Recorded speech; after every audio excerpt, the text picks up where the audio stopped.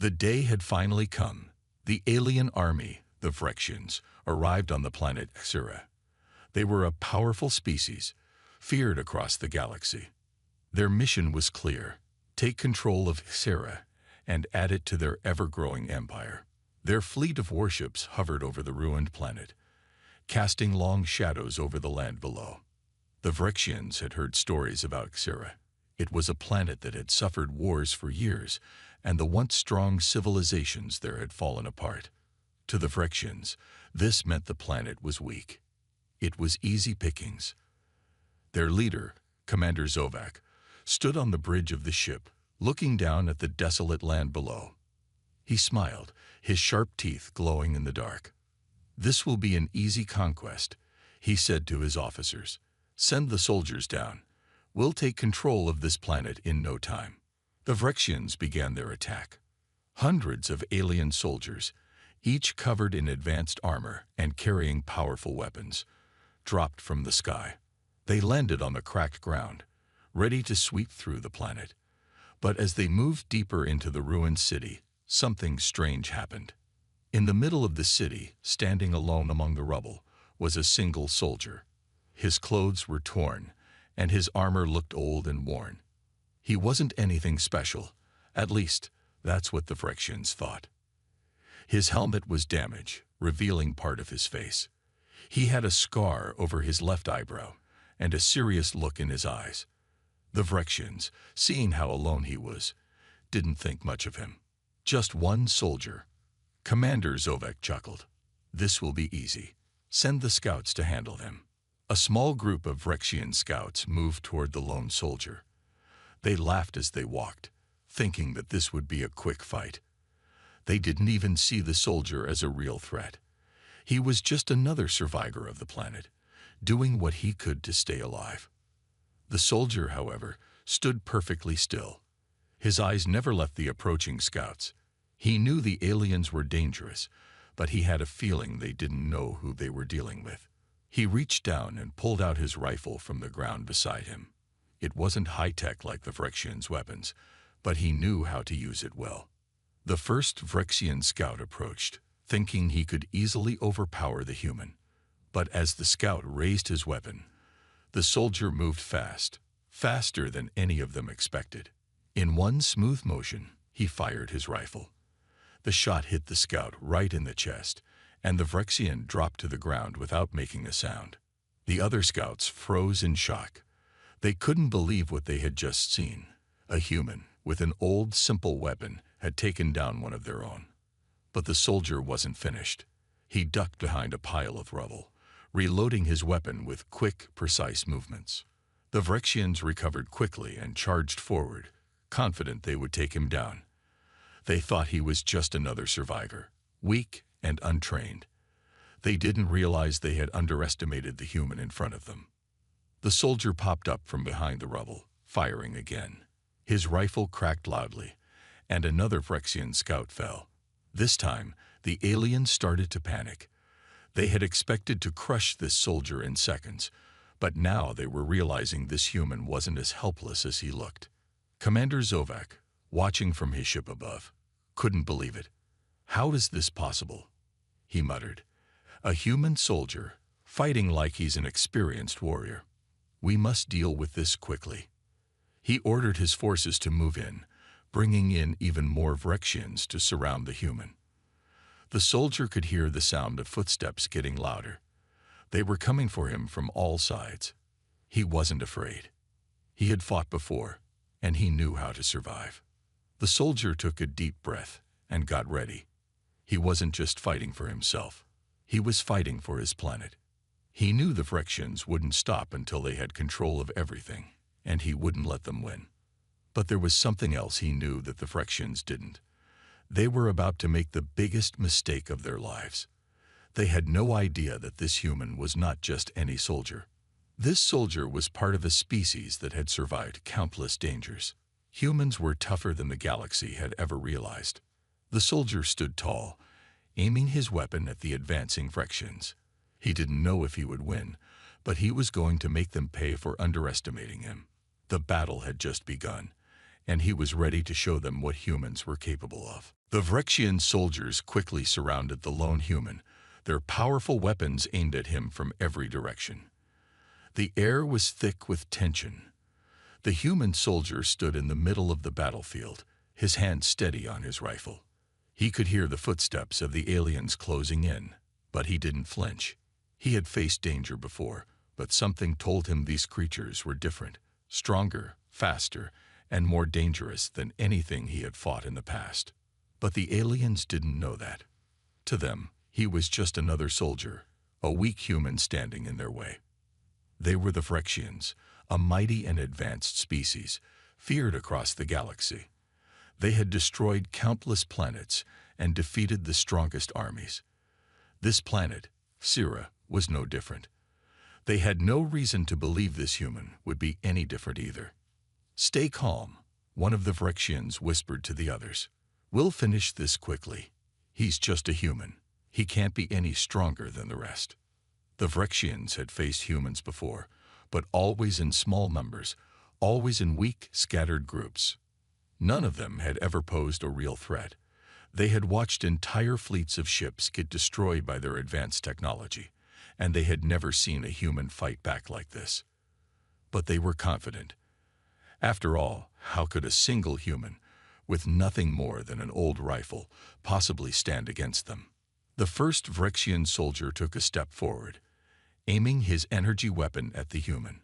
"Drop your weapon," he commanded, his voice harsh and full of authority. "You're outnumbered. Surrender now, and maybe we'll show mercy." The soldier didn't respond.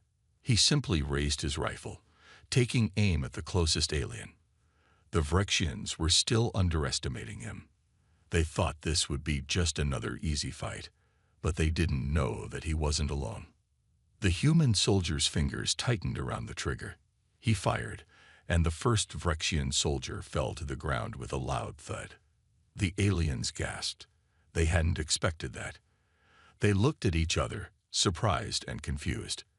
But they quickly regained their confidence. It was just one shot. It didn't mean the human was strong. "Foolish human," one of the Vrexians said. "You will regret that." But the human didn't hesitate. He fired again, and another Vrexian dropped, his body hitting the ground with a loud crash.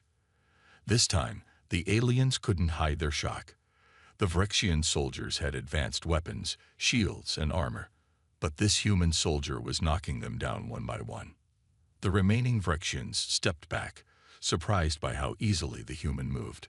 His aim was perfect, and his speed was unmatched. He wasn't like any soldier they had ever seen. The human was calm, precise, and deadly. He wasn't running. He wasn't panicking.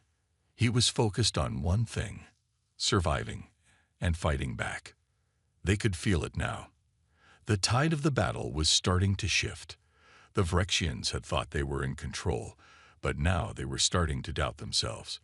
They had been so sure this human would be easy to kill, but the soldier's strength, his speed, and his relentless fighting spirit were forcing them to rethink everything. "Why can't we stop him?" a Vrexian soldier shouted, his voice filled with panic. "He's not just a regular human. He's something else. Keep firing." Another Vrexian barked.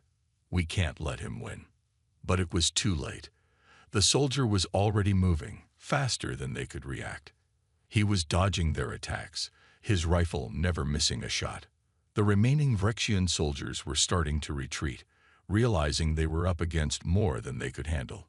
Commander Zovak watched from above, his eyes wide with disbelief. He had expected the battle to be over quickly. He had expected the human to fall to his knees, begging for mercy. Instead, he was watching his soldiers fall, one after the other. The alien commander couldn't understand how this human was so strong. How could one soldier, with no advanced technology, be doing this? Zovak had always believed that humans were weak, primitive beings. He had thought their kind was no match for the Vrexians, who had destroyed entire planets in the blink of an eye. But now, as he watched his forces crumble beneath the human's fire, he realized he had made a mistake. This wasn't just any soldier. This was a human soldier, and humans were far more dangerous than anyone had ever given them credit for. Commander Zovek's mind raced. "This is impossible," he muttered. "He should have been easy to defeat. How is he doing this?" The alien commander was no longer just angry. He was scared. He had underestimated this human, and now that mistake was costing him dearly. But the battle wasn't over yet. There were still more Vrexian soldiers, and they weren't going down without a fight. The battle was far from over. The human soldier had already taken down several Vrexians, but more were arriving. A wave of fresh, well-armed soldiers began to pour into the area, surrounding the human from all sides. Despite his earlier success, the soldier knew he was outnumbered. The Vrexians had more weapons, more firepower, and more soldiers. But he didn't back down. He stood tall, gripping his rifle with both hands, his eyes scanning the battlefield. The air was thick with dust, and the smell of burning energy filled his nose. His heart raced, but he was calm. He had been in tougher situations before. This wasn't the first time he was surrounded by enemies who thought they were stronger. A Vrexian soldier stepped forward, holding an energy sword that glowed with a bright, deadly light. "You fought well," the alien said, his voice low and confident. "But now it ends. Surrender now, and we'll spare your life." The human soldier didn't respond. He didn't need to. He knew that surrender wasn't an option. These aliens had invaded his planet, and they would not leave until they had what they wanted. He couldn't allow that. Not when there was still a chance to stop them. The Vrexian with the energy sword lunged forward. The soldier barely had time to react, but his reflexes were fast. He dropped to the ground, rolling to the side as the sword sliced through the air where he had been standing only a second ago. The alien swung again, this time aiming for his head. But the human was quicker. He ducked low and fired his rifle, hitting the Vrexian in the chest. The alien fell to the ground, lifeless. The other Vrexian soldiers were now furious. They hadn't expected the human to be so skilled, so quick. They had assumed he was just a regular soldier, a weak human, but now they realized they had made a terrible mistake. They had no idea how strong humans could be. A loud voice boomed from behind. "Focus, all of you. He's only one soldier. We are many. Surround him and attack together." The Vrexians quickly moved in, surrounding the human soldier from all sides. They were armed with a variety of weapons: energy rifles, plasma guns, and sharp blades. It seemed like there was no way out. The human soldier knew he couldn't fight them all at once. He had to think fast. He ducked behind a pile of rubble, using it as cover. The Vrexians fired at him, their shots hitting the debris, sending dust and rocks flying into the air. But the soldier wasn't just hiding. He was waiting, calculating his next move. He knew that the Vrexians didn't understand how fast humans could adapt. They thought he was just a primitive soldier with outdated tactics. But they didn't know that humans were survival experts. When faced with impossible odds, they found ways to win. The soldier peeked out from behind the rubble. One of the Vrexians was walking too close. He took a deep breath and aimed his rifle at the alien's leg. He fired, hitting the soldier just below the knee. The Vrexian stumbled, falling to the ground. Before the others could react, the soldier dashed forward, moving with surprising speed. He slid across the ground, taking out another Vrexian with a quick shot to the chest. The remaining soldiers hesitated for just a moment. The human was faster than they thought. But now, they were more cautious. They didn't charge in blindly. They surrounded the soldier from every angle, forcing him to move. The human soldier was out of cover, but he wasn't giving up. He sprinted forward, using the environment to his advantage. He jumped onto a nearby wall, using it to launch himself into the air. Mid-flight, he fired his rifle, hitting one of the aliens in the shoulder.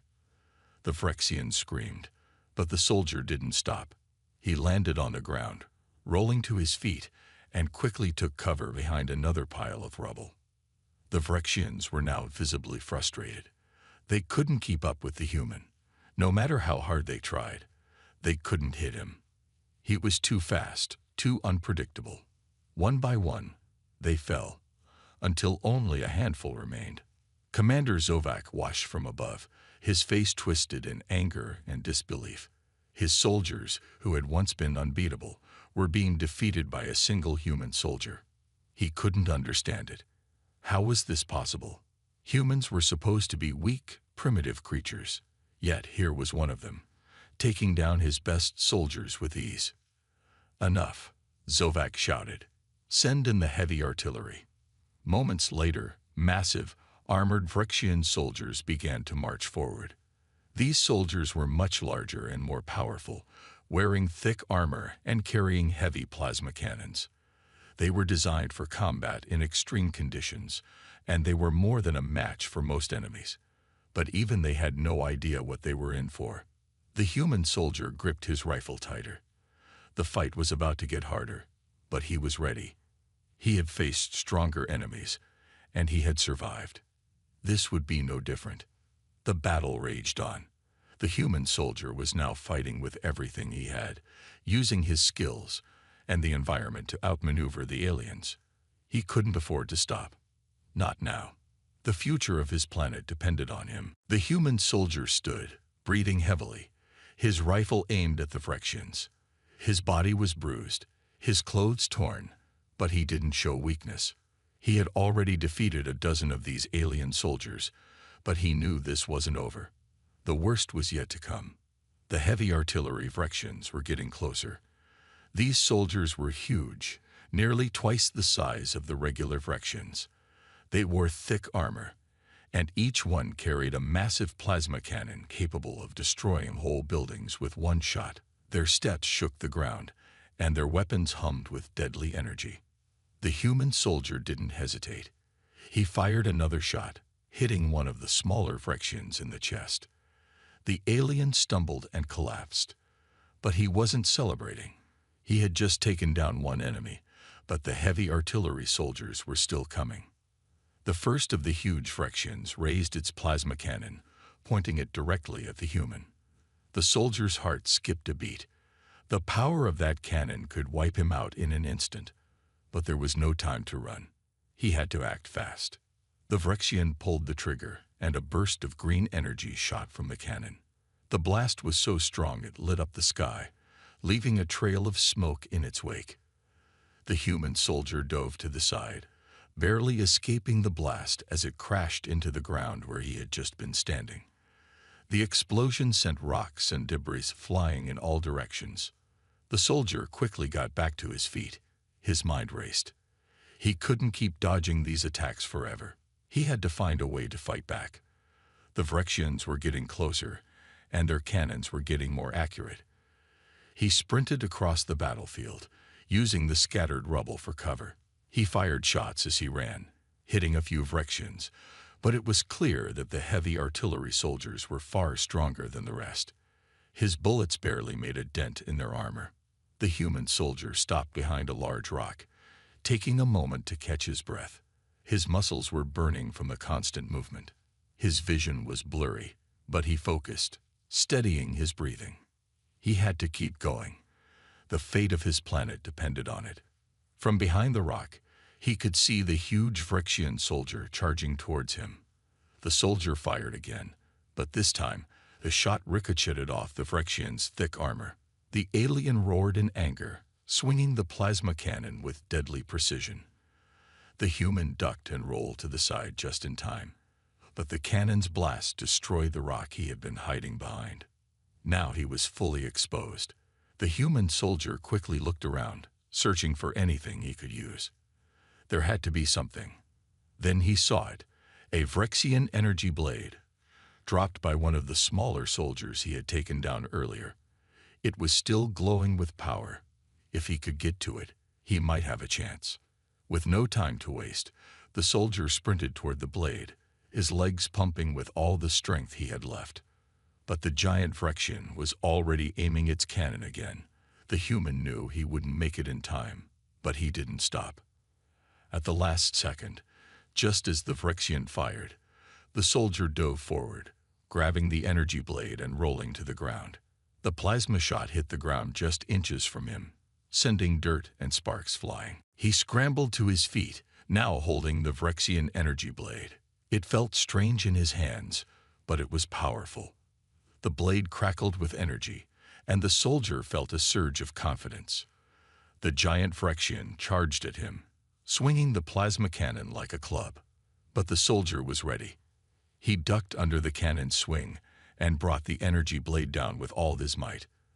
The blade cut through the Vrexian's armor like it was paper, and with one clean strike, the alien fell to the ground, its massive body crashing against the earth with a deafening thud. But there was no time to celebrate. The other Vrexians were closing in. They had seen what the human could do now, and they were furious. The remaining soldiers began to circle him, their weapons raised. The human soldier stood his ground, panting heavily. He had no choice now but to fight. He had no idea how much longer he could keep going. His body was exhausted, and his vision was starting to fade. But the fight wasn't over yet. The Vrexians attacked all at once. Their weapons fired in a deadly storm of plasma and energy. The human soldier dodged and fired back, using the energy blade to parry some of the attacks. He was fast, but the sheer number of enemies was overwhelming. Each time he took down one, two more seemed to appear. A plasma shot hit him in the side, and he grunted in pain. The human stumbled, almost losing his balance, but he didn't fall. He pushed through the pain, determined not to give up. He turned, taking out another Vrexian with a shot to the chest, but the fight was wearing him down. His body was screaming for rest, but he couldn't stop now. Not when the Vrexians were so close to victory. The human soldier was facing his hardest battle yet. His chances of survival were slim, but he wasn't going to quit. He was a human soldier, and humans never gave up. The battle raged on. The human soldier was covered in dirt and blood, his uniform tattered from the fierce fight. The Vrexians were relentless, but so was he. He had already taken down countless enemies, but with each fallen soldier, more replaced them. The heavy artillery Vrexians were still on the move, their massive plasma cannons swinging toward him with deadly precision. The human soldier knew he couldn't keep going much longer. His body ached, and his movements were slowing down. He was starting to lose focus, his vision blurry from exhaustion. But he couldn't stop now. There was too much at stake. Earth depended on him. As he ducked behind a pile of rubble, narrowly avoiding another blast, he heard something that made his heart skip a beat. A voice. Not one of the Vrexians. It was different. Familiar. "Soldier, it's time." The voice was calm, yet powerful. The human soldier's eyes widened. He recognized it instantly. It was his commander, General Carter, the leader of his unit. But how was he here? The soldier thought back to when the battle began. General Carter had been on a different mission, far away from the battlefield. There was no way he could have gotten here so quickly. And yet here he was, speaking directly to him. The soldier had always trusted his commander, but this was something else. "Commander Carter," the soldier called out, his voice hoarse. "Where are you? What's going on?" For a moment, there was silence. Then, from the sky above, a large, sleek ship descended. The ship was unlike any the human soldier had ever seen before. It was massive, with glowing blue lights along its edges and a smooth metallic surface that shimmered in the sunlight. It hovered above the battlefield, casting a large shadow over the chaos below. The soldier stared at the ship, his mind racing. He had never seen anything like it before. Was this the reinforcements he had been waiting for? Before he could even process the thought, a hatch on the ship opened, and out stepped a figure, a human figure, wearing a black combat suit and a helmet that reflected the light. The soldier's heart pounded in his chest as the figure approached. "General Carter." The soldier asked again, his voice trembling with disbelief. The figure didn't answer right away. Instead, the figure removed their helmet, revealing a face the soldier knew all too well. It was his commander, General Carter, but there was something different about him. The general's eyes glowed with an otherworldly light, and his skin had an unusual faint shimmer to it. The soldier took a step back, stunned. What happened to you?" The general smiled, but it wasn't the usual warm smile the soldier was used to. It was cold, distant, as if the man standing before him was not the same person he had fought alongside for years. "It's not what you think, soldier," General Carter said, his voice calm and steady. "I didn't come here for reinforcements. I came here because it's time for you to understand the truth." The human soldier felt his stomach twist. What was the general talking about? He had always believed that the humans were fighting to protect Earth, to defend their planet from the alien invasion. But now, it seemed like everything was unraveling. "I don't understand," the soldier said, shaking his head. "What truth? What are you telling me?" General Carter's expression softened, and for a moment, it almost seemed like the man the soldier once knew was back. But it was gone in an instant. "You've been fighting for Earth," the general began, his voice now more serious. "But Earth is not the only thing we're protecting. We've been using you, using all of you, for a much bigger purpose. A purpose you're not yet ready to understand." The soldier's mind raced. "What are you talking about?" "I've been fighting for my planet. I've been fighting for my home." General Carter looked at him, his glowing eyes now flickering with something darker. "The truth is that Earth is not just a planet. It's a key to something far greater. And you've been part of something much bigger than you realize." The soldier's chest tightened as the weight of the general's words sank in. A key to what? The general didn't respond right away. Instead, he stepped forward, raising his hand toward the sky. Suddenly, the ship above them began to glow even brighter, and a massive energy field appeared around the battlefield. The Vrexians, for the first time, seemed to hesitate, their eyes drawn to the ship. They weren't firing anymore. They were watching. The human soldier looked at the ship, his confusion deepening. What was happening? "You see," General Carter said, his voice now filled with a strange power. "This battle, this war, it's just the beginning. You've been part of a much bigger plan.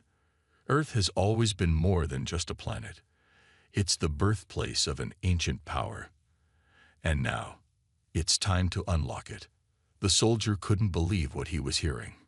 Earth, his home, was a key to something ancient, to something powerful. He had thought he was fighting to protect his people, but now, it seemed that he was part of something else, something far bigger than he had ever imagined. The general turned and looked at the ship, his expression cold. "It's time for the next phase. We've waited long enough." The soldier stood there, stunned, his mind racing. Nothing made sense anymore, but one thing was clear. This fight was far from over. The battlefield had fallen silent. The once deafening noise of plasma cannons, blaster fire, and roars of alien soldiers was gone. The Vrexians, the fierce invaders, stood frozen in place, eyes wide, staring at the human soldier and General Carter. Something had changed, and the fear was beginning to settle in.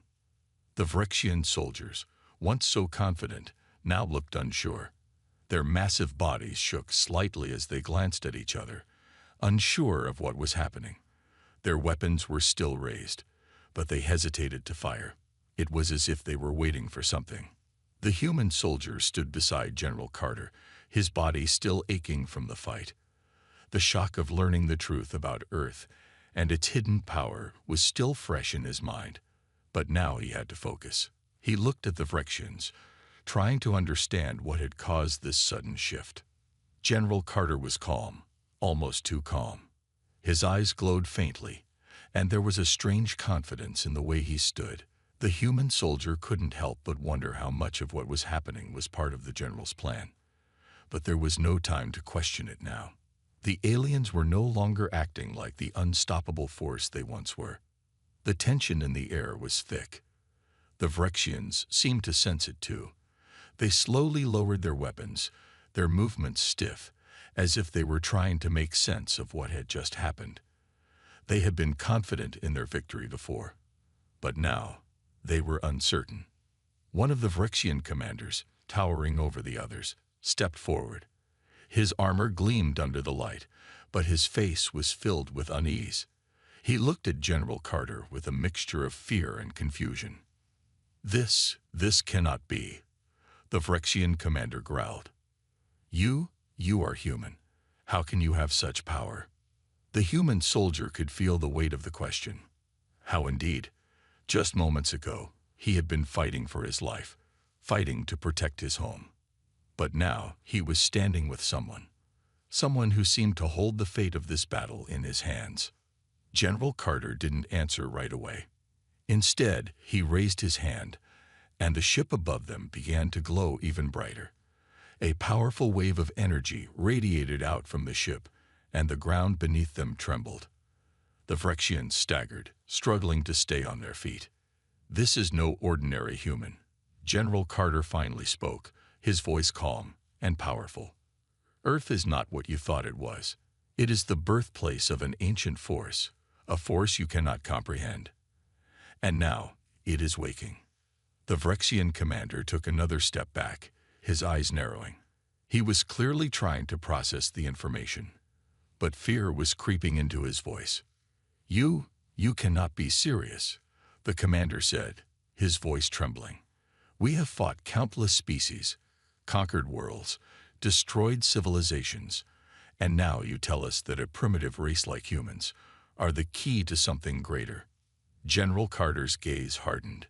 "You are foolish to underestimate Earth and its people. You are foolish to think you could conquer us." The Phyrexian commander was silent for a moment, his eyes shifting nervously.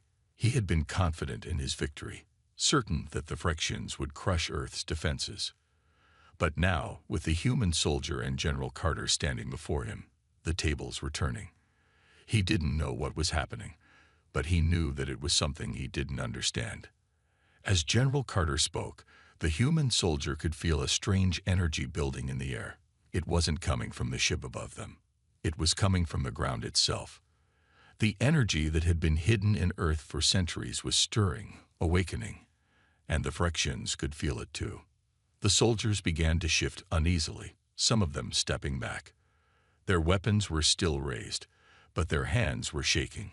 It was clear that something was happening, something they could not control. "You may have conquered other worlds," General Carter continued, his voice now tinged with anger. "But Earth is different. We are different. And you will learn that the hard way." The Phyrexians were no longer the confident invaders they had once been. Fear had replaced their arrogance. They could feel the power in the air, could sense that something was shifting, something they had no control over. The Phyrexian commander, his face now twisted with doubt, looked to his soldiers. The fear was clear in their eyes now, the once terrifying force now showing signs of hesitation. We are not ready for this," the commander muttered, his voice barely audible. The human soldier could feel the tension building.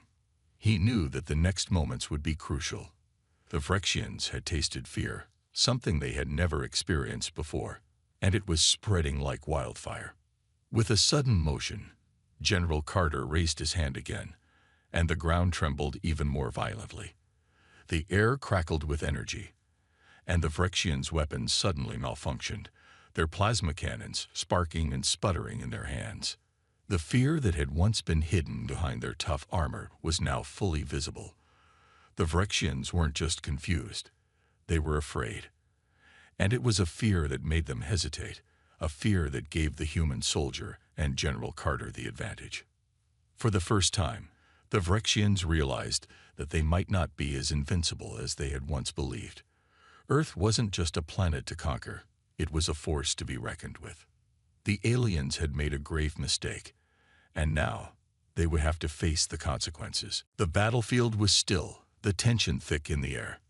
The Phyrexians, once so confident in their strength and power, now stood unsure.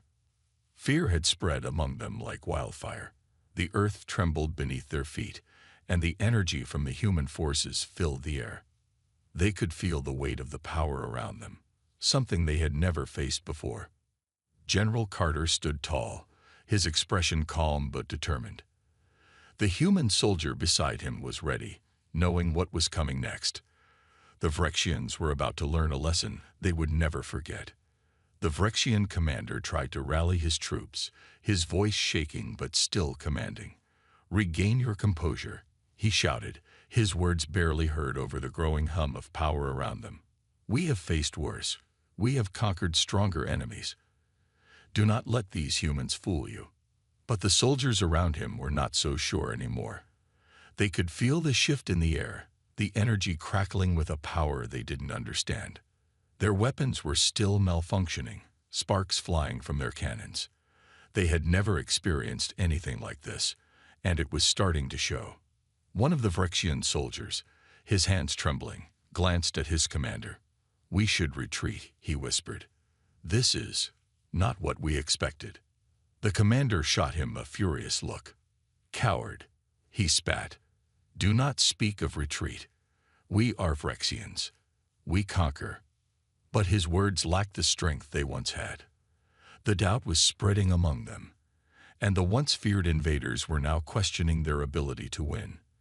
They had underestimated Earth, and now they were paying the price. Meanwhile, General Carter took a step forward, his voice calm but strong. "You've made a grave mistake. You thought Earth was weak. You thought humans were easy to conquer. But you were wrong." The Vrexians, still reeling from the power in the air, didn't move. They were caught in a moment of hesitation. The human soldier, standing beside the general, could feel the fear in the Vrexian ranks. They were realizing that their strength was nothing compared to what Earth had hidden. The human soldier raised his weapon, ready for whatever came next. He didn't know exactly what was happening, but he could feel the power growing. He had no doubt that the humans were about to show the Vrexians what real strength looked like. The Vrexian commander turned to his troops again, his voice filled with anger. "Fight. Show them who we are." But even as he spoke, it was clear that the fight was already slipping from their grasp. The ground shook with even more force, and the Vrexians could feel the power rising. Something ancient and unstoppable. The energy coming from the human side was like nothing they had ever experienced. It was like the very planet itself was fighting back. And then it happened. The sky above them flashed with brilliant light, and a wave of energy surged through the battlefield. The Vrexian soldiers cried out in pain as the power overwhelmed them. The ground beneath their feet cracked and split, sending them stumbling backward. General Carter raised his hand, and the energy intensified. The Vrexians were now on the defensive. They fired their weapons, but they were no match for the power now coursing through the air. The human soldier felt it, too, the rush of energy, the strength that came from deep within the earth itself. "You are not the conquerors here," General Carter said, his voice rising with authority. "Earth stands strong. We stand strong." The Vrexians tried to regroup, but it was too late. Their once advanced technology failed them. Their weapons were useless, their ships grounded, and their soldiers scattered. The tide had turned, and there was no going back. The human soldier looked around, seeing the fear in the faces of the Vrexian soldiers. They were no longer the terrifying invaders. They were now just another enemy facing a force far greater than they could ever understand. General Carter stepped forward again, his voice booming across the battlefield. "This is the strength of Earth. This is the power of humans. And you will learn to respect us." The Vrexian commander, his face twisted with anger and fear, tried to rally his troops one last time. "Fight. Fight for our home. Fight for victory." But the soldiers no longer listened. They had seen the truth. They had seen the power of Earth, and they knew they were no match for it. The once proud Vrexians, the conquerors of many worlds, were now broken. The fear that had begun to spread among them was now complete. They had come to Earth thinking they would crush it, but now they were the ones who were crushed. The human soldier stood tall, his weapon lowered. He looked at General Carter, who nodded in approval. The battle was over, and the humans had won. They had shown the Vrexians that Earth was not to be underestimated. They had shown them that humans were a force to be reckoned with. The Vrexians, now retreating, had learned a hard lesson. Earth was not just a planet to be conquered. It was a death world. A world where humans stood strong, where they fought for what was theirs, and where they never gave up. The humans had won, and the Vrexians would never forget it.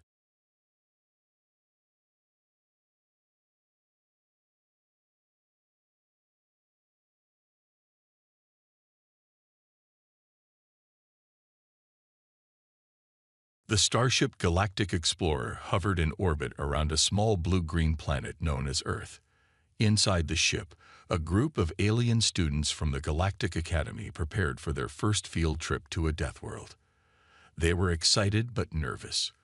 The word death world carried a sense of danger and mystery, but most of them thought it was an exaggeration. Professor Lox, a tall alien with silvery skin and 4 glowing eyes, stood in front of the class. His voice was calm but carried authority. Listen carefully, students. Earth is classified as a death world for a reason. Its gravity is stronger than most planets, its weather is unpredictable, and its ecosystem is full of dangerous creatures and plants. This is not a playground. A student named Zeke raised a hand, his voice full of curiosity. But Professor, aren't humans just exaggerating? I mean, how bad can it be? Professor Lox sighed. Humans have adapted to survive here, but make no mistake, this planet is not friendly. You will see for yourselves soon enough. The students exchanged excited looks as the ship descended toward the planet. They were eager to see what made Earth so special and so dangerous. The ship landed in a dense forest, chosen for its relatively safe environment. The moment the students stepped out, they were struck by the richness of the air. It smelled fresh, filled with the scent of trees and flowers. The ground was soft with fallen leaves, and the sunlight filtered through the branches, creating a peaceful scene. "This doesn't look so bad," said Lirith, a purple-skinned student with shimmering scales. She bent down to touch a strange-looking flower with bright red petals. "It's beautiful." Professor Lox frowned. "Careful, Lirith. Many earth plants have defenses. Some are poisonous, and others can even attack." Lirith hesitated but eventually stepped back. The other students chuckled. "Attacking plants? Really?" One of them said. "Professor, you're making it sound like this place is alive and out to get us." Before Professor Lox could respond, a sudden gust of wind swept through the forest. The temperature dropped, and the students shivered despite their protective suits. The once peaceful forest now felt strange and hostile.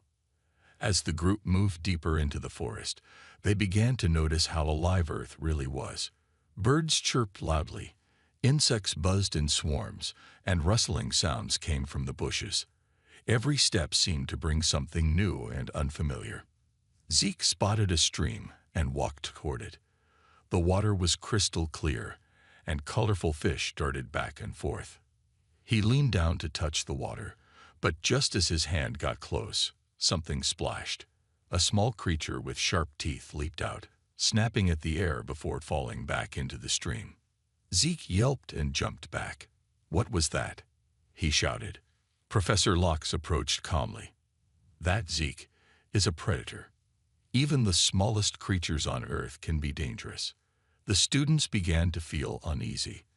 The beauty of the forest now seemed like a mask, hiding countless threats. Their unease grew as they continued their exploration. The group stopped to observe a patch of strange blue flowers.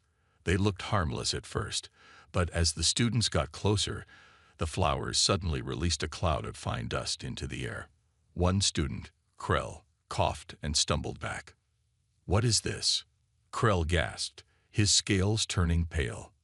"Pollen," Professor Lox said. "These plants use it to defend themselves or spread their seeds. Don't breathe it in." Krell nodded, and the group quickly moved away, their excitement fading into caution. As they prepared to return to the ship, the forest seemed to grow darker. Strange sounds echoed all around them. A distant growl made the group freeze in place. "What was that?" Lirath whispered. Professor Locke activated a small scanner. A predator, likely a large one. Stay close and move quickly. The students didn't need to be told twice. They hurried back toward the ship, their earlier confidence replaced by fear. Every sound seemed louder, every shadow more threatening. When they finally reached the safety of the ship, they looked back at the forest. It was still beautiful, but now they understood what the professor had meant. Earth was alive, and it was dangerous. As the ship lifted off, Zeke muttered, "I guess humans weren't exaggerating after all." Professor Locke smiled faintly. "Welcome to Earth. This is only the beginning." The alien students stepped out of the ship for their second excursion on Earth. This time, the destination was a breathtaking meadow surrounded by towering mountains. The sunlight painted the landscape in vibrant hues, and a gentle breeze carried the scent of flowers and fresh grass. It was a scene that looked like a paradise. "This is amazing," said Lirith, her purple scales shimmering in the sunlight. She stretched her arms out as if to embrace the beauty. "I can't believe this is the same planet from yesterday's forest adventure." Zeke, still cautious after the previous day, muttered, "Let's not forget what the professor said. Even beautiful things on Earth can be dangerous." The group spread out, exploring the meadow while Professor Locke monitored them from a distance. The students were fascinated by the strange plants and colorful creatures around them. One student, Krell, knelt to examine a cluster of flowers that glowed faintly in the sunlight. "These flowers look like they're alive," Krell said. He reached out to touch one, but a sharp whistle from Professor Locke stopped him. "Careful, Krell," the professor warned. "Those are firebell flowers. They release a chemical that can irritate your skin and cause a burning sensation. Use your scanner before interacting with any flora." Krell quickly pulled his hand back, his curiosity replaced by caution. The group moved deeper into the meadow, marveling at the strange beauty around them.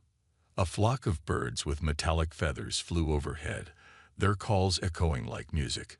Small animals with shimmering fur darted through the grass, too quick for the students to capture with their scanners. "It's like this place was designed to be beautiful," Lirith said, her voice filled with awe. "It's beautiful because it needs to be," Professor Locke explained. "On Earth, survival isn't just about strength. Many creatures use beauty to attract prey or warn predators. Don't let appearances fool you." The students nodded, but their excitement overshadowed their caution. They wandered farther, drawn by the dazzling sights around them. Zeke stopped near a large patch of golden grass that seemed to shimmer under the sunlight. As he bent down to take a closer look, the ground beneath him shifted slightly. He froze. "Professor Locke," Zeke called out, his voice uneasy. "Something's moving under the ground." Before the professor could respond, a large insect-like creature burst out of the ground. It had sharp pincers and glistening armor that reflected the sunlight. The students screamed and scrambled back as the creature clicked its pincers menacingly. Maya, the human ranger accompanying them, reacted instantly. She pulled out a flare gun and fired it into the air. The bright light and loud noise startled the creature, causing it to retreat back into its burrow. "Rule number 1 on Earth," Maya said, lowering her weapon, "never assume the ground is safe." Zeke's heart pounded in his chest. "I thought this place was peaceful," he said, his voice shaking. "Earth always tests you," Maya replied. "Even in the most beautiful places, danger hides." The students continued their exploration, now more cautious than before. They encountered a crystal-clear pond surrounded by glowing mushrooms. The water looked inviting, and Lirith leaned forward to take a closer look. "Don't," Professor Locke said firmly. "That's not a pond. It's a trap." As the students watched, a small animal approached the water. Suddenly, the surface rippled, and long tendrils shot out, wrapping around the animal and pulling it under. "What was that?" Krell asked, horrified. "A carnivorous plant," the professor explained. "It lures prey with its appearance and traps them when they get too close." The students stepped back, their admiration of the meadow replaced by a growing sense of fear. He detailed the lessons he learned about teamwork and trust. Krell included a sketch of the group standing together, a symbol of their unity. As the spaceship prepared for departure, the students gathered outside one last time. They looked out at the forest, the river, and the mountains in the distance. The planet that had once seemed so terrifying now felt like a place of wonder. "We'll never forget this," Lireth said softly. "Nor should you," Maya replied. "Take what you've learned here and share it with the galaxy. Let others know that Earth is more than a death world. It's a world of life, growth, and possibility." With a final wave, the students boarded the ship. Maya watched as it rose into the sky, disappearing into the stars. She knew they would tell Earth's story, and perhaps they would inspire others to see the beauty in its challenges. The final report, transmitted to their home planet, carried a simple but powerful message. Earth is not for the faint-hearted.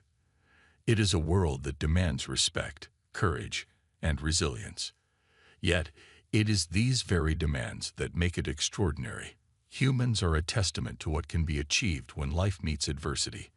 They are not just survivors of a death world. The sun dipped low on the horizon, casting long shadows over the forest as the alien students trekked through the dense undergrowth. The once vibrant greenery now seemed darker and more ominous. Even the sounds of chirping birds and rustling leaves felt heavier, as though the forest itself was watching them. Zeke glanced nervously at the trees around him. "This place feels different," he whispered, "like something is waiting." "It's just your imagination," Lireth replied, though her voice lacked confidence. Professor Lox, walking at the front of the group, raised a hand. "Quiet," he said softly. "Listen." The group stopped in their tracks, their ears straining for sound. At first, all they could hear was the gentle rustling of leaves. Then, faintly, came a low growl, deep, guttural, and far too close for comfort. "What was that?" Krell asked, his voice trembling. Professor Lox activated his scanner, the device emitting a faint hum as it analyzed the area. The display flickered before showing multiple red dots moving toward their location. "Predators," the professor said, his voice calm but urgent. "Stay together and move quickly. Do not run." The students huddled closer, their excitement from earlier completely replaced by fear. The forest, which had seemed so alive and beautiful, now felt like a trap closing in around them. The growling grew louder, joined by rustling in the bushes. Suddenly, a pack of large, wolf-like creatures emerged from the shadows. Their eyes glowed faintly in the dim light, and their sharp teeth gleamed as they bared their fangs. The students froze, their instincts screaming at them to run, but Professor Lox held up a hand. "Hold your ground," he said firmly. "Running will only make them chase you." The creatures began to circle the group, their movements slow and deliberate. One of them, larger than the rest, stepped forward, growling loudly. It crouched, ready to pounce. "Professor, what do we do?" Lireth asked, her voice barely a whisper. Before Professor Lox could answer, a loud bang echoed through the forest. The lead predator yelped and backed away, its ears flattening against its head. Another bang followed, and the entire pack scattered, disappearing into the shadows as quickly as they had appeared. The students turned to see a human figure stepping out from behind a tree.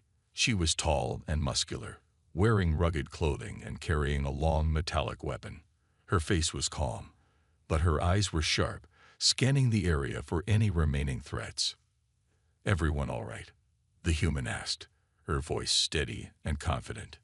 The students stared at her in awe, their fear slowly fading. Professor Lox stepped forward. "Thank you," he said.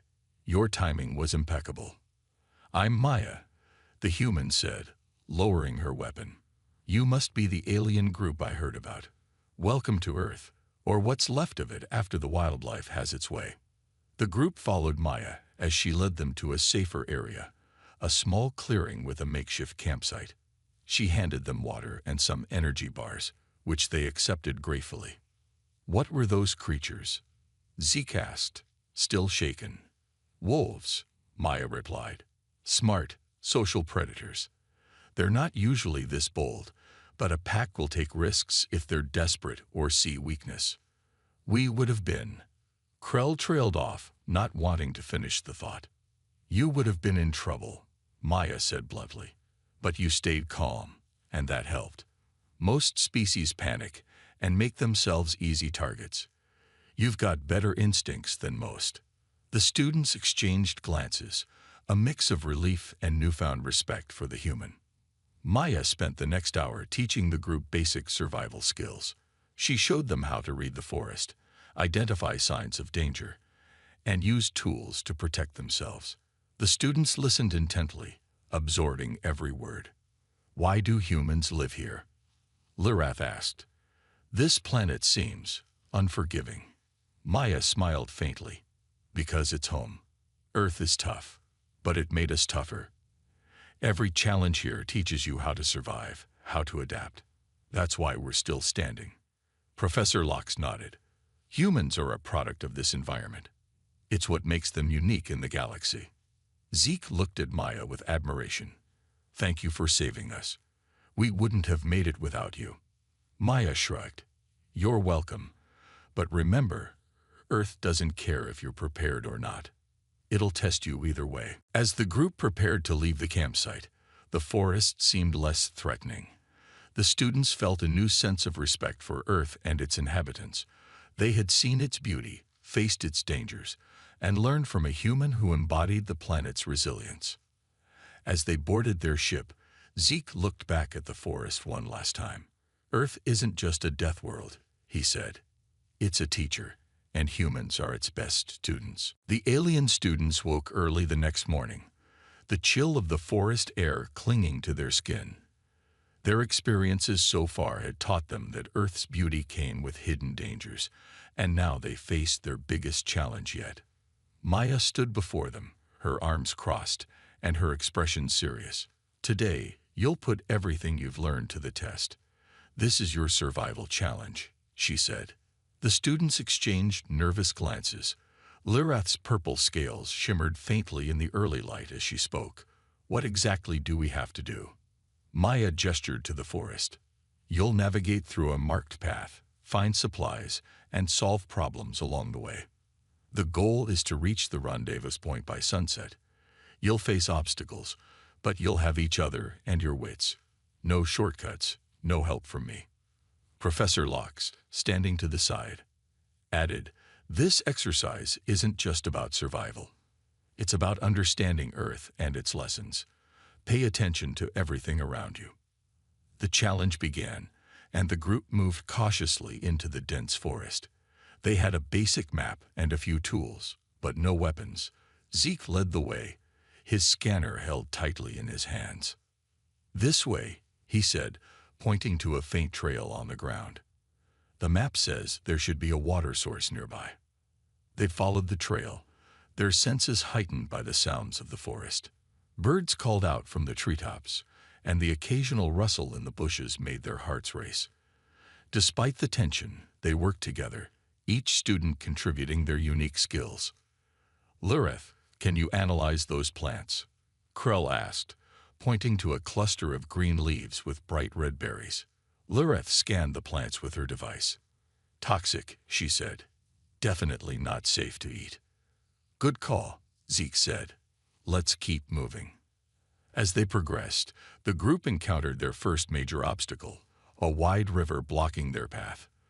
The water was fast-moving, and sharp rocks jutted out from the surface. How do we get across? Krell asked, staring at the rushing water. Zeke studied the map. There's no bridge nearby. We'll have to build something. Using fallen branches and vines, the students worked together to construct a makeshift raft. Maya's lessons on Earth's materials came in handy as they secured the pieces tightly. After several tense minutes, they pushed the raft into the water. One at a time, Zeke said. Lirath, you first. One by one, they crossed the river, their hearts pounding with every wobble of the raft. When the last student reached the other side, they cheered softly, their confidence growing. Further along the path, they faced another challenge. A steep incline covered in loose rocks. The students worked as a team, using ropes to support each other and avoid slips. At the top, they found a cache of supplies left by Maya: food, water, and a small fire-starting kit. "She's testing us," Lirith said, inspecting the supplies, "seeing if we're resourceful enough to find these. And to use them wisely," Krell added, rationing the food among the group. As the sun began to set, the students neared the rendezvous point, but their final challenge awaited them. A clearing ahead was occupied by a large predator, a bear-like creature with sharp claws and a thick hide. It growled as it caught sight of the group, its eyes gleaming with hunger. "What do we do?" Lirith whispered, her voice trembling. Zeke took a deep breath. Maya said Earth creatures respond to strength and confidence. "We need to stand our ground, make ourselves look bigger." The group gathered in a tight formation, waving their arms and shouting loudly. The creature hesitated, confused by the sudden display. Then, with a final growl, it turned and lumbered away into the forest. The students collapsed in relief, their adrenaline fading. "We did it," Krell said, his voice shaky but triumphant. When they finally reached the rendezvous point, Maya was waiting for them. A fire crackled nearby, and she smiled as they approached. "Not bad," she said. "You worked together, used your knowledge, and kept your cool under pressure. That's what survival is all about." Professor Locke nodded in approval. "You've learned more today than any lesson I could teach in a classroom. Earth is a harsh teacher, but an effective one." The students sat around the fire, exhausted but proud. They had faced Earth's challenges and come out stronger. As they looked up at the stars, they realized they were beginning to understand why humans called this planet home. Lirith spoke softly, her voice filled with respect. "Earth doesn't just test you, it changes you." The morning started calm, the sun casting a golden glow over the dense forest. The alien students and their human guide, Maya, were packing their supplies, preparing for another day of exploration. The previous day's survival challenge had left them tired but proud. They were learning, adapting, and understanding Earth's unpredictable nature. Zeke tightened his pack straps, looking around at the towering trees. "This planet never stops surprising me," he said. "And it never will," Maya replied with a smile. "Earth has a way of testing everyone, even those who call it home." Professor Locke, standing nearby, nodded in agreement. "Remember, students, the greatest lesson Earth teaches us is that nothing here is truly stable. Expect the unexpected." Those words proved prophetic. It started as a faint rumble beneath their feet. Lirith stopped mid-step, her scales shimmering as she turned to Maya. "What was that?" she asked nervously. The rumble grew louder, the ground trembling as loose rocks tumbled down nearby slopes. Birds erupted from the treetops, their frantic cries filling the air. "Earthquake," Maya shouted, her voice sharp. "Stay together. We need to find open ground, now." Panic set in as the students realized the seriousness of the situation. Trees swayed dangerously, and cracks began to appear in the ground. Maya took the lead, guiding them down the forest path at a quick pace. "Keep moving. Don't stop," she called out. Zeke stumbled but caught himself. "How long does this last?" He yelled over the noise. "Could be seconds, could be minutes," Maya replied. "We just need to get to safety." The group came upon a small clearing, but it was surrounded by tall trees that threatened to fall with every tremor. Maya scanned the area quickly, her sharp eyes searching for a better spot. "There." She pointed toward a rocky outcrop in the distance. "We'll be safer there." "Move." The ground buckled beneath their feet as they ran, forcing them to dodge falling branches and shifting rocks. Lirith's breathing grew labored, her alien physiology struggling with the sudden exertion. "I can't. Keep up," she gasped. "Yes, you can," Zeke said, grabbing her arm and pulling her forward. "We're almost there." Professor Locke stayed at the back of the group, urging the slower students forward. Focus on your footing. One step at a time, he instructed, his voice calm despite the chaos. Reaching the rocky outcrop, the group huddled together, their breaths coming in ragged gasps. Maya surveyed the area, ensuring everyone was accounted for. "Is this safe?" Krell asked, his eyes wide with fear. "Safer than the forest," Maya replied. "Rocks like these are more stable, but stay alert. The aftershocks can be just as dangerous." As if on cue, a powerful aftershock shook the ground, causing the students to cry out. A nearby tree toppled, crashing into the ground with a deafening thud. Dust and debris filled the air, and the group covered their faces to avoid inhaling it. "Hold on," Maya shouted, gripping a large boulder for stability. The tremors finally subsided, leaving an eerie silence in their wake. The group remained still, their hearts pounding as they waited to see if the worst had passed. When no further shaking came, Maya stood and dusted herself off. "We're clear for now," she said. "Is everyone okay?" The students nodded, though they were visibly shaken. Lirath examined a small scrape on her arm. "Nothing serious," she said. Professor Locke adjusted his glasses, his usually composed demeanor slightly rattled. "That was a close call. Earth's geology is as volatile as its wildlife. And just as deadly," Krell muttered. Maya knelt in front of the group, her expression serious but encouraging. "Listen to me," she said. "What you just experienced is part of life on Earth. This planet will throw everything it has at you. But if you stay calm, think clearly, and work together, you'll survive." Zeke looked at her, his fear giving way to determination. "We made it through because we stuck together. That's what matters." Maya nodded. "Exactly. Survival isn't just about strength or knowledge. It's about teamwork and resilience. You've proven you have both." The students took a moment to absorb her words, their fear slowly replaced by a sense of accomplishment. They had faced one of Earth's greatest natural threats and survived. It was a hard-earned lesson, but one they would never forget. As they prepared to move on, the ground beneath them felt solid once more. But they knew better now.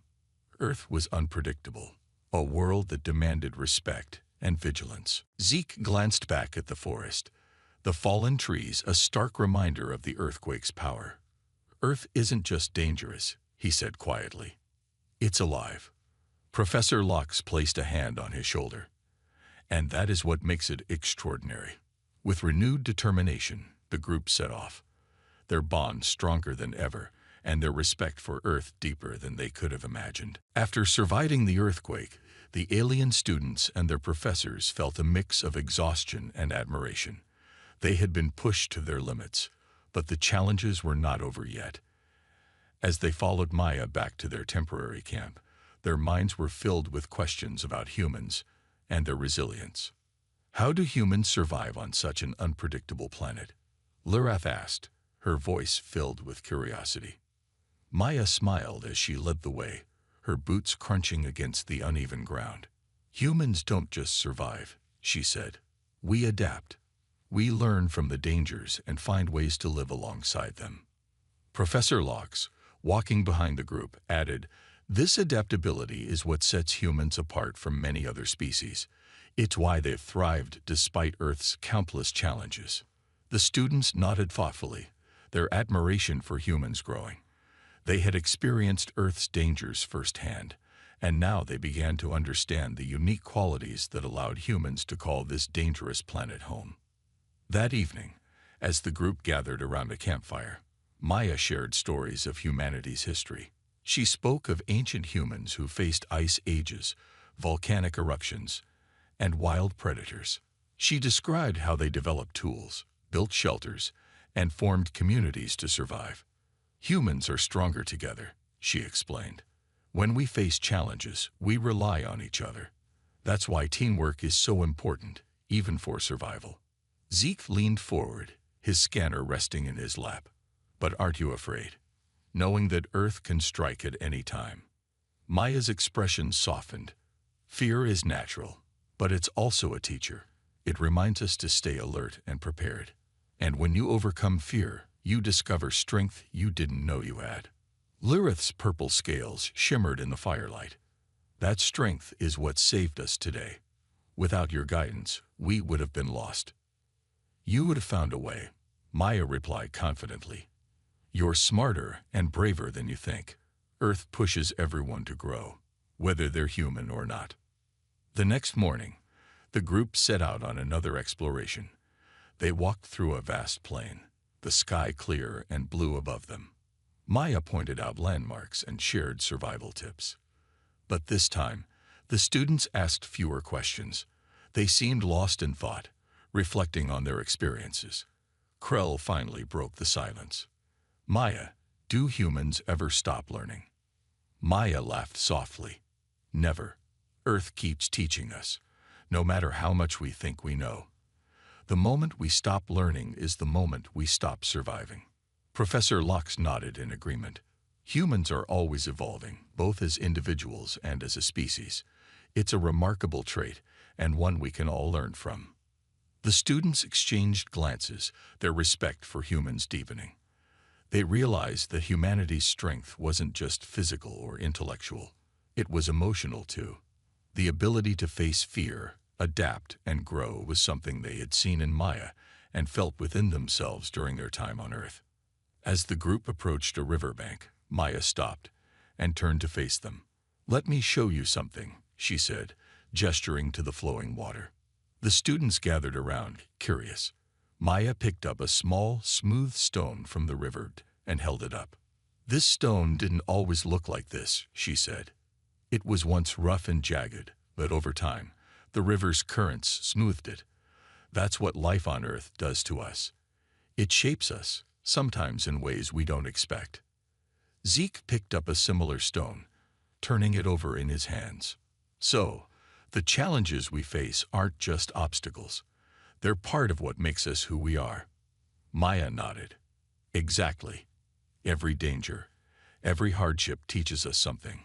It's how we grow stronger, wiser, and more connected. That night, as they prepared to rest, the students spoke among themselves. They discussed what they had learned and how their perspective on humans had changed. Humans are incredible, Lirith said. They face so much danger, yet they're still hopeful and determined. I never realized how much courage it takes to live on a planet like this. Krell agreed. It's not just their strength or intelligence. It's their spirit. They don't give up, no matter how hard things get. Professor Locke listened quietly, a proud smile on his face. I think you've all gained something valuable from this journey, he said. Respect for Earth, respect for humans, and perhaps even respect for yourselves. As the campfire flickered and the stars shone above, the group felt a sense of unity. They had come to Earth to study it, but they had learned so much more than they expected. Humans were not just survivors of a dangerous world. They were masters of it, shaped by its challenges and strengthened by its trials. The time had come for the alien students to leave Earth. Their visit had been filled with danger, wonder, and lessons they would never forget. The spaceship stood ready at the edge of the forest, its sleek silver hull reflecting the light of the setting sun. The group gathered around Professor Locke as he prepared to deliver their final instructions. Students, he began, his voice steady, you have experienced Earth as few in our galaxy ever will. Now, it is time to compile your findings and present your final report. Remember, this isn't just about science. It's about understanding the unique place Earth and its people hold in the universe. The students nodded, their expressions a mix of excitement and solemnity. They carried not just data, but stories of survival, bravery, and humanity. Inside the spaceship's conference room, the students sat around a circular table, their holographic tablets glowing with their notes and observations. Maya, their human guide, stood at the back of the room, observing quietly. She had grown fond of the group and was curious to hear their conclusions. Let's begin, Professor Locke said, gesturing to Lirith. You'll present first. Lirith stood, her scales shimmering under the soft light. Earth is a paradox, she began. It is both beautiful and deadly. The ecosystems are diverse and vibrant, yet they are shaped by constant upheaval, storms, earthquakes, wildfires. And despite these challenges, life not only survives but thrives. She paused, looking at Maya. Humans, in particular, are remarkable. Their ability to adapt, to face danger with courage and ingenuity, is unlike anything I have seen. They turn adversity into strength. This resilience is why they have mastered such a hostile planet. Maya smiled faintly, but she said nothing, letting the students speak their minds. Next was Zeke, who stood with his scanner in hand. I focused on Earth's physical dangers, he said. The earthquake we experience was a stark reminder of how volatile this planet is. Yet humans have learned to predict these events, to build structures that can withstand them. They respect Earth's power, but refuse to be defeated by it. It's inspiring. Krell followed, his report centered on human culture. I studied their history and found that humans have faced extinction-level events more than once. Each time, they emerged stronger. They build tools, form alliances, and learn from their mistakes. Their culture reflects their struggle, art, music, and stories that celebrate survival and resilience. The students exchanged glances, each reflecting on how much their perspective had changed since arriving on Earth. Finally, it was time for Professor Locke to summarize their findings. He stood at the center of the room, his tall frame commanding attention. Earth, by galactic standards, is a death world, he said. Its environment is harsh, its creatures formidable, and its forces of nature unpredictable. Yet, it is precisely this harshness that has shaped its dominant species. Humans are not merely survivors of this world. They are its stewards. They have learned to coexist with its dangers, and in many ways, to tame them. He turned to Maya, and their humanity is their greatest strength. Maya, you have shown us that compassion, courage, and determination are as vital to survival as any tool or weapon. We owe you our gratitude. Maya stepped forward, her voice calm but heartfelt. Thank you, Professor. Guiding you all has been an honor. If there's one thing I want you to remember, it's that Earth doesn't just challenge us physically. It challenges us to grow as people, to build connections, and to never stop learning. The students recorded their final thoughts, adding personal reflections to the official report. Lirith wrote about overcoming her fear of Earth's dangers, while Zeke detailed the lessons he learned about teamwork and trust. Krell included a sketch of the group standing together, a symbol of their unity. As the spaceship prepared for departure, the students gathered outside one last time. They looked out at the forest, the river, and the mountains in the distance. The planet that had once seemed so terrifying now felt like a place of wonder. We'll never forget this, Lirith said softly. Nor should you, Maya replied. Take what you've learned here and share it with the galaxy. Let others know that Earth is more than a death world. It's a world of life, growth, and possibility. With a final wave, the students boarded the ship. Maya watched as it rose into the sky, disappearing into the stars.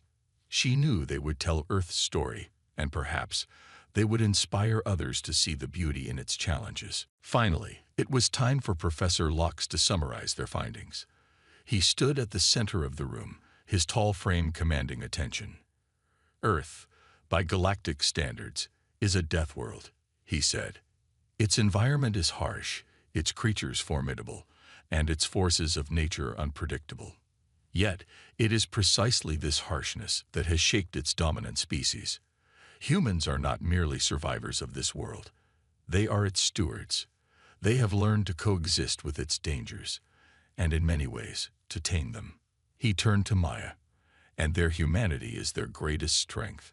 Maya, you have shown us that compassion, courage, and determination are as vital to survival as any tool or weapon. We owe you our gratitude. Maya stepped forward, her voice calm but heartfelt. Thank you, Professor. Guiding you all has been an honor. If there's one thing I want you to remember, it's that Earth doesn't just challenge us physically. It challenges us to grow as people, to build connections, and to never stop learning. The students recorded their final thoughts, adding personal reflections to the official report. Lireth wrote about overcoming her fear of Earth's dangers, while Zeke detailed the lessons he learned about teamwork and trust. Krell included a sketch of the group standing together, a symbol of their unity. As the spaceship prepared for departure, the students gathered outside one last time. They looked out at the forest, the river, and the mountains in the distance. The planet that had once seemed so terrifying now felt like a place of wonder. "We'll never forget this," Lireth said softly. "Nor should you," Maya replied. "Take what you've learned here and share it with the galaxy. Let others know that Earth is more than a death world. It's a world of life, growth, and possibility." With a final wave, the students boarded the ship. Maya watched as it rose into the sky, disappearing into the stars. She knew they would tell Earth's story, and perhaps they would inspire others to see the beauty in its challenges.